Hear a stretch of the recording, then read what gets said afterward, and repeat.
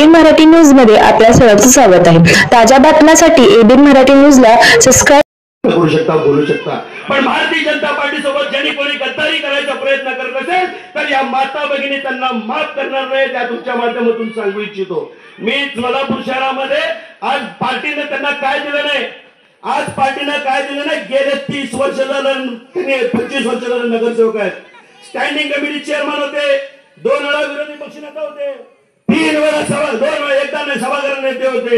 एवढं सगळं जर देऊन जर आमच्यावर अन्याय झाला असं म्हणत असेल तर येणाऱ्या 20 तारखेला कमलाच्या चिन्हासमोर बटन दाबून या सगळ्या उपस्थित सगळे माता भगिनी या ठिकाणी उत्तर देतील असं मी तुम्हाला या ठिकाणी या माध्यमातून सांगू इच्छितो। अनेक उदाहरणं आहेत, मला माफ करा मालक, मला बोलायचं आहे, या बोलण्यासाठी मी इथं या ठिकाणी उभारलेला आहे।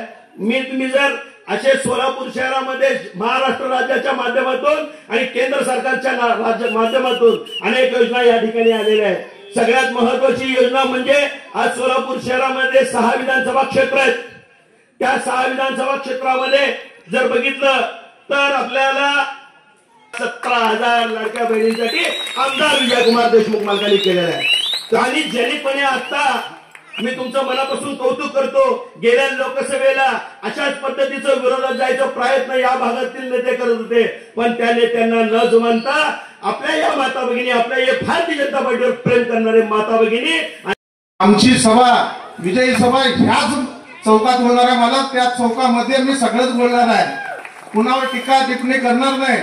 राजू पाटीलनी भरपूर बोललेला आहे, तेच सांगणार नाही, परंतु ही 2020 मॅच आहे। मला तुमची निवडणूक आज आमच्यासाठी खऱ्या अर्थाने ह्या भागातील लीड देण्यासाठी आहे। आमच्या भागावर प्रेम करणारे हे नागरिक एवढ्या संख्येने उपस्थित राहिल्याबद्दल मला येणाऱ्या विधानसभेमध्ये सगळ्यात जास्त या प्रभागाने लीड देण्याचं या ठिकाणी अभिवाचन देतो। आणि जाता जाता सांगतो, अभी बहुत खिलाडी बाकी है, आनंद जाधव येते, परंतु आज मालकांच्या उपस्थितीमध्ये कोणी बोलणार नाही। त्या ठिकाणी 3च आम्ही नगरसेवक बोलत आहोत। आज ज्या ठिकाणी जाताल त्या ठिकाणी एकही सभा मला गेल्या 25 वर्षापासून या भागावर भारतीय जनता पार्टीचा बालेकिल्ला म्हणून ओळखला जातो, बालेकिल्ला राहणार आणि ह्या पुढे सुद्धा ह्याच ठिकाणी राहणार। मला एवढंच वचन या ठिकाणी देतो।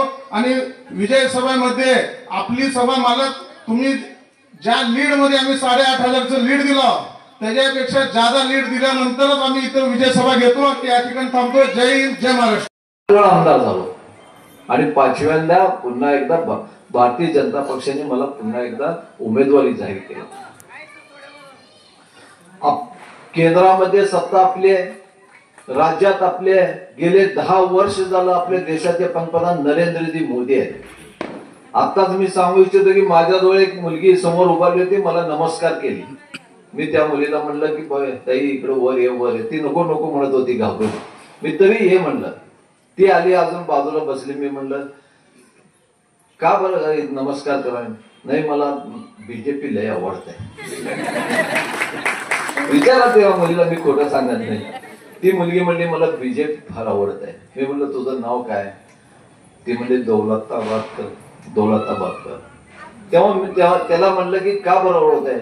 नाही सगळे म्हणते मोदींचं काम फार चांगलं आहे, मोदींचं फार चांगलं आहे, या देशासाठी मोदी म्हणजे एक विकास आहे। ज्यांनी या देशाला देश स्वातंत्र्य होऊन 75 वर्ष झाले, पण या देशाने विकास बघितला नव्हता। केवळ 10 वर्षामध्ये या देशाचा जे विकास केला, म्हणूनच आपण सगळे भाग्यवान आहोत। मोदी सारखे पंतप्रधान 3ऱ्यांदा या देशाला झाले।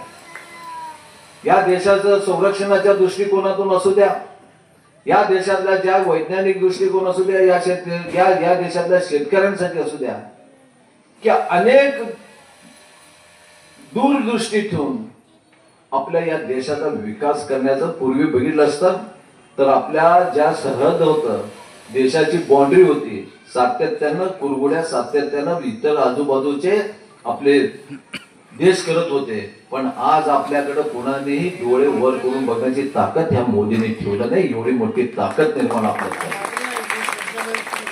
आपण या जगामध्ये महासत्तेकडे निघालो केवळ म्हणजे केवळ मोदी साहेबांमुळे। आपले देशाचे पंतप्रधान म्हणतात की या देशाची प्रगती जोपर्यंत शेवटचा माणूस प्रगती होत नाही तोपर्यंत या देशाची प्रगती होऊ शकत नाही. म्हणूनच या देशातला शेवटचा माणूस, सर्वसामान्य गोरगरीब तळागाळातला माणूस आपलं केंद्रबिंदू धरून या देशाचा आर्थिक विकास केला जात आहे. पूर्वी कधी असं होत नव्हतं. मोदी साहेबांनी आपल्याला पिवळा रेशन कार्डला 35 किलो धान्य मोफत दिलं. आपल्याला जीवनदायी योजना आणलं. 5 लाखापर्यंत आपल्याला आरोग्य सेवा मोफत आहेत. अनेक योजना आपल्याला घरकुलसाठी आपल्याला घरकुल योजना आणल्या, पंतप्रधान आवास योजना आणल्या.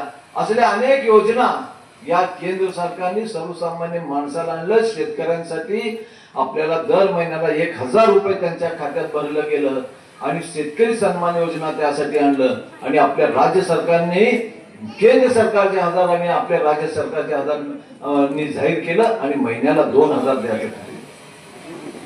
एवढंच काम नाही तर आपल्या राज्य सरकारने अनेक योजना आणल्या.